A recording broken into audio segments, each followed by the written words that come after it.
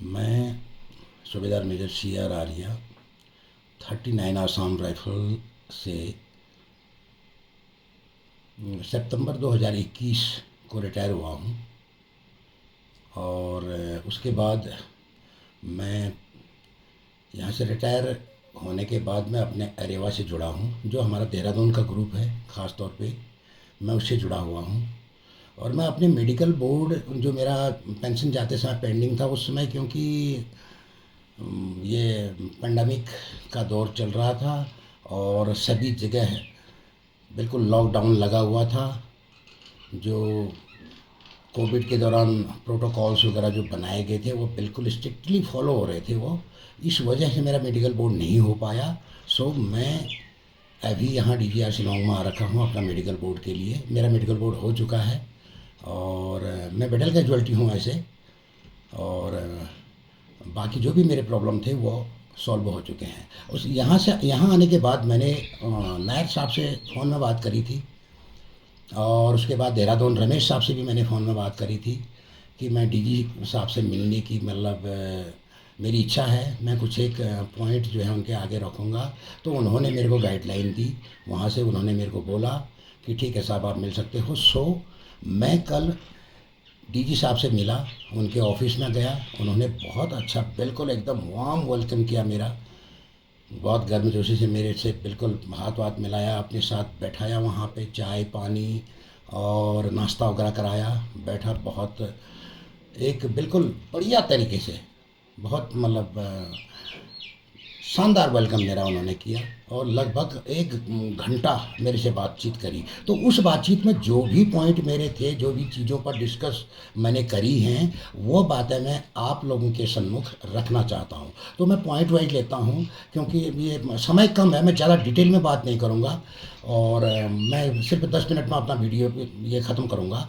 सबसे पहले मैंने उनसे बात करी डिपेंडेंट रैली के बारे में। डिपेंडेंट रैली, पहले हमारे असम राइफल के जितने भी सोल्जर्स हैं, उनके बच्चे, उनके भाई, वो डिपेंडेंट रैली में ये या तो कंपनसेट ग्राउंड पर कहें आप, भर्ती होती थी यहाँ, लेकिन आजकल बंद है। तो मैंने उसको रीओपन करने के लिए उनसे रिक्वेस्ट करा। तो उन्होंने पूरा मुझे आश्वासन दिया। इवन वो रैली DGR हमारे बाकी टोटल कंट्री से बहुत दूर है, नॉर्थ ईस्ट। DGR एकदम पूर्वोत्तर इलाके में पड़ता है, शिलोंग। तो यहाँ पे न करके भाई कोई रैली देहरादून में करा दीजिए, कोई रैली केरला में करा दीजिए, कोई पंजाब साइड में करा दीजिए, कोई यहाँ उड़ीसा, झारखंड, बिहार इधर करा दीजिए, कोई यूपी के सेंटर में करा दीजिए। ये तमाम मुद्दों पर मैंने उनसे बातचीत करी। तो बातचीत करने के बाद उन्होंने मुझे पूरा आश्वासन दिया कि बिल्कुल साहब, ये रैली हम खोलेंगे और ऐसे ही करेंगे। और मेरे पॉइंट की उन्होंने बहुत अच्छी सराहना की, बोला बहुत अच्छा पॉइंट दिया है आपने, ये करेंगे हम। और उसके बाद मेरा अगला पॉइंट था उनका ड्यूअल कमांड के बारे में था। ड्यूअल कमांड के बारे में उन्होंने कहा कि मैंने कहा मैम, हम तो आसाम राइफल वाले हैं, हमारी ट्रेनिंग और हमारा जितना ऑर्गेनाइजेशन का जो जो भी हमारा सेटअप है, वो चाहे आप आर्मी कोर्सेज ले लो, हमारे ट्रेनिंग ले लीजिए, और हमारा जो कल्चर ले लीजिए, और हमारी जो टेक्टिक्स ले लीजिए, वो तमाम चीज़ें जो है आर्मी से ही ताल्लुक़ रखती हैं। हमें ट्रेनिंग, हमारे जितने भी जवान हैं हमारे, तो आर्मी के सेंटरों से पास आउट होकर के यहाँ पे आते हैं। और उसके बाद नॉर्थ ईस्ट में शिया ऑपरेशन के ख़िलाफ़ हम यहाँ पे शिया ऑपरेशन में हम काम करते हैं।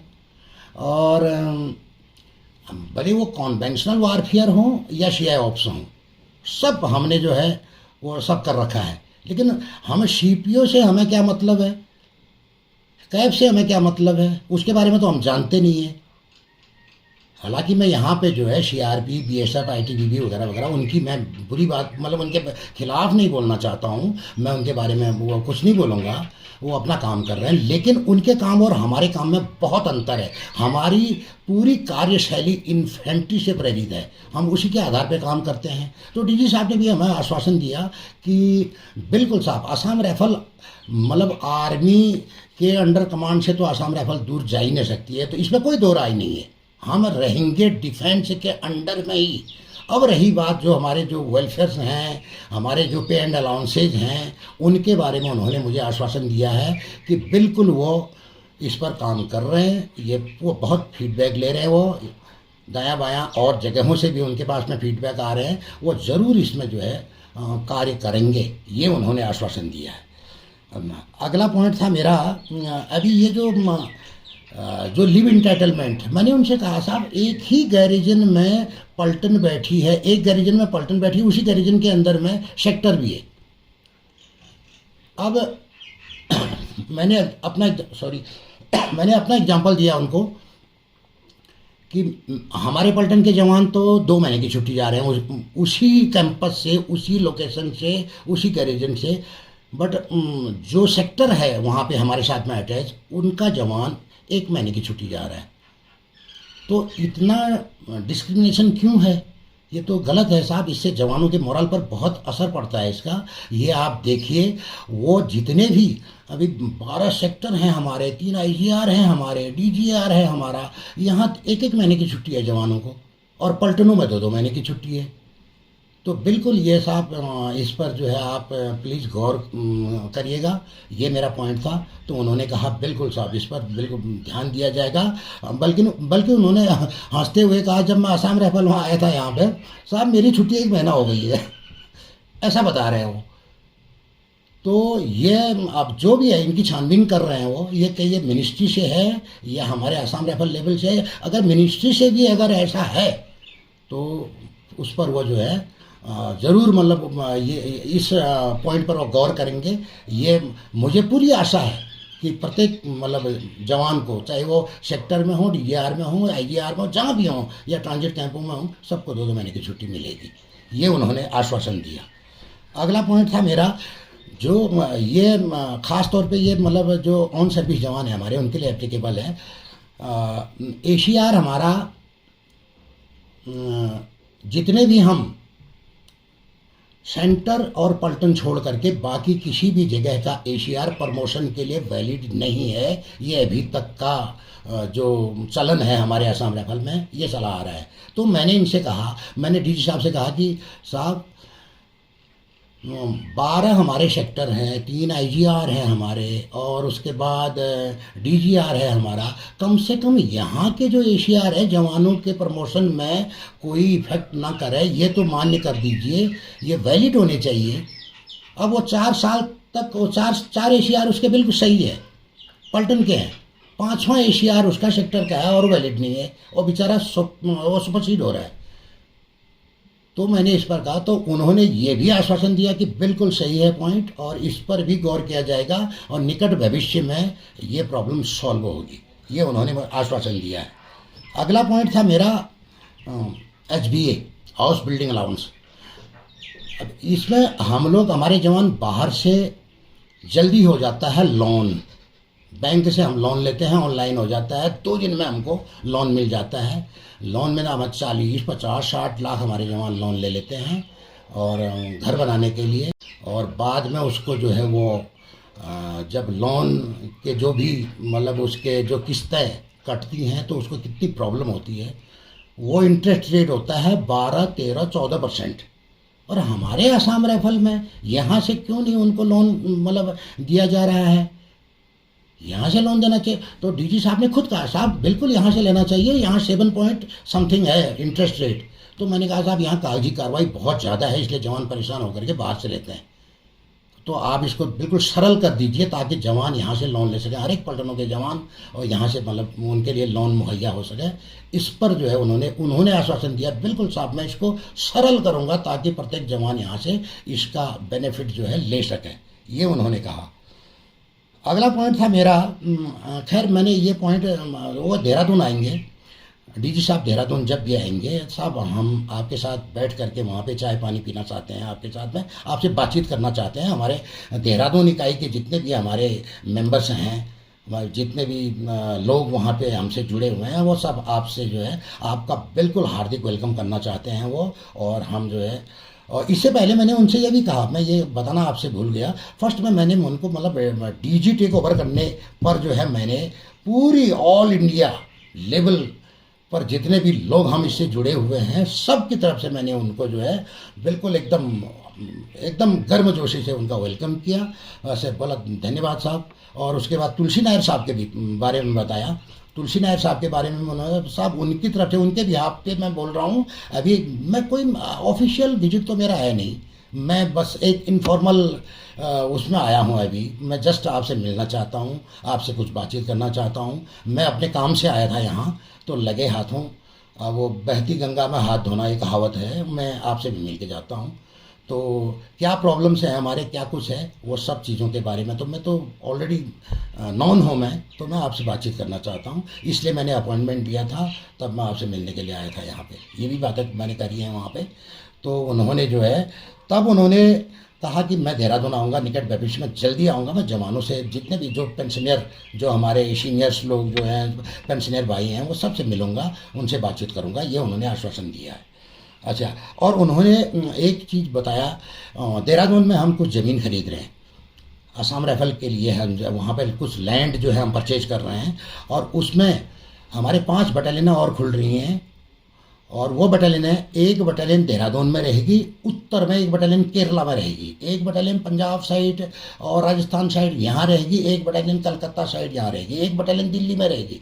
ऐसे मतलब, ताकि ऑल इंडिया में हमारे जो जवान हैं ऑल इंडिया के, वो अपना सुविधा अनुसार वहाँ रह सकें और वहाँ बैठ सकें। और बाकी जो JNK में तो हमारे अभी जा ही रहे हैं पलटने, और जैसा काम हम नॉर्थ ईस्ट में कर रहे हैं, बहुत बढ़िया काम हम यहाँ पे कर रहे हैं, वही काम हमारा वहाँ भी जारी रहेगा। Assam rifle counter insurgency operation में असम राइफल के बराबर एक्सपर्ट कौन है? हिंदुस्तान में नहीं, पूरे संसार में नंबर 1 होंगे हम। अगर CI ऑप्स के बारे में हमारा आकलन किया जाएगा, तो हमसे ज़्यादा स्पेशलिस्ट कौन है CI ऑपरेशन के बारे में? काउंटर इंसर्जेंसी ऑपरेशन हमसे बेहतर कौन कर सकता है? कोई नहीं कर सकता है। इतने एक्सपर्ट हैं हम काउंटर इंसर्जेंसी से निपटने के लिए। तो ये तमाम बातें हुई वहाँ पे। और उसके बाद DG साहब ने ये भी बताया, साहब वहाँ चीफ ऑफ आर्मी स्टाफ के आगे, ऑफिस के आगे दिल्ली में स्टिक ऑर्डरली वहाँ पे खड़े रहते हैं अपने बिल्कुल सेरेमोनियल ड्रेस में, बिल्कुल टनाटन, बहुत शानदार तरीके से वहाँ पे खड़े रहते हैं वो। लेकिन हमारा असम राइफल को वहाँ कोई नहीं होता है।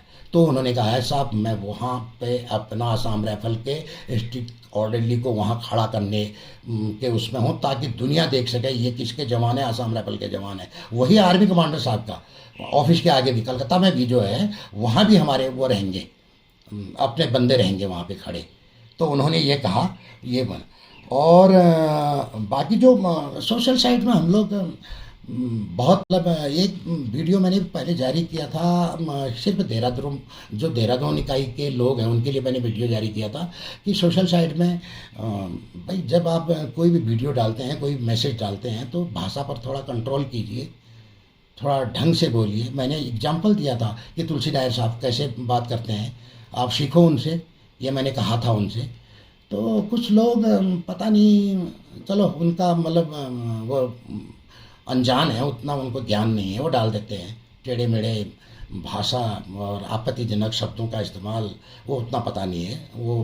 खैर चलो, इसको हम इग्नोर करते हैं। फिर भी साहब सोशल साइट का इस्तेमाल ध्यान से करना। मैं आपको बताना चाहता हूँ, जितने भी, इवन DG साहब ने बोला तुलसी नायर साहब के तब मतलब वीडियो देखते हैं वो, हाँ। और जितने भी हम, चाहे देहरादून के हों, चाहे हम पश्चिम बंगाल के हों, चाहे केरला के हों, पंजाब के, सब जितने भी वीडियोज़ या मैसेजेस आप सोशल साइट में अपलोड करते हैं, वो सब यहाँ पे DG साहब के पास बहुत महकमा है, वो सब स्टडी करते हैं, देखते हैं किस कौन क्या बोल रहा है, कैसा। तो ध्यान से वो वीडियो डालने हैं। आपत्तिजनक भाषा, किसी पर एलिगेशन लगाना नहीं, ये गलत है। ठीक है, हम भाई फाइट कर रहे हैं, हम संघर्ष कर रहे हैं, उसका एक तरीका है वो करने का।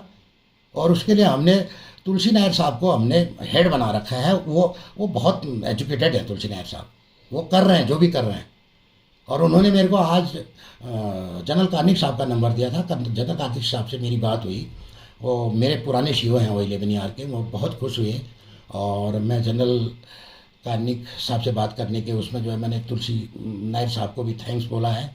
और मैं देहरादून से रमेश साहब हैं, सूबेदार मेजर रमेश साहब, वहाँ के इकाई के अध्यक्ष हैं वो, और उनसे भी मेरी बात हुई। ये वीडियोज़ वगैरह सब कुछ जो है, या फ़ोटोज़ वगैरह जो है, मैंने उनको भेजा। मैंने ग्रुप में कुछ भी नहीं डाला है, अपने आप नहीं डाला है मैंने। जो भी डाल रहे हैं तुलसी नायर साहब डाल रहे हैं, क्योंकि उनको अधिकार है, हमारे संगठन के वो हेड हैं, उनको पूरा अधिकार है। और उसके बाद रमेश साहब हैं देहरादून के, जहाँ से मैं ताल्लुक़ रखता हूँ, वहाँ के वो हैं, वो भी कर रहे हैं। एनीवे जो भी मतलब चीज़ें ये बातें हुई हैं, मैंने ये शॉर्ट में आपको बताया क्योंकि टाइम लिमिट है। और उसके अलावा मेरी बहुत बातें हुई हैं, और भी बातें हुई हैं। मैं देहरादून आकर के, जिस दिन हमारी मीटिंग होगी देहरादून में, वो चीज़ें मैं आपके सम्मुख प्रस्तुत करूँगा वहाँ पे। और कुल मिलाकर के मैं ये बोलूँगा, और मेरे साथ जितनी भी बातचीत डीजी साहब की हुई है, मैं डीजी साहब को बहुत बहुत उसके बारे में थैंक्स करना चाहता हूँ उनका।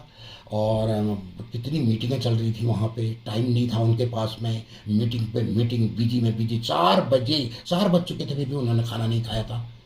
4 बजे तक वो भूखे थे, बातचीत कर रहे थे। एक तो अभी नया नया टेक ओवर कर रखा है, वो एरिया फैमिलियाइजेशन भी कर रहा है, कहाँ कहाँ विजिट के प्रोग्राम चल रहे हैं। तो ये तमाम चीज़ें जो है मतलब उन फिर भी उन्होंने टाइम निकाला, 1 घंटा टाइम निकाला मेरे लिए, और मुझे जो है मेरी बातें सुनी। मैं उनका बहुत बहुत धन्यवाद करना चाहता हूँ इसके लिए। और थैंक यू। और जितना भी हमारा अरेवा ग्रुप जो भी देख रहे हैं मेरे को ये वीडियो, और जो भी सुन रहे हैं आप लोग, मैं इसके लिए आपका मैं थैंक्स करना चाहूँगा। ख़ासतौर पे मैं तुलसी नायर साहब का, देहरादून से रमेश साहब का, उनका मैं विशेष धन्यवाद देना चाहता हूँ उनको। और बातें बहुत हैं, बातें हम आगे करेंगे, बातचीतें। फ़िलहाल के लिए बहुत बहुत thanks. Thank you very much.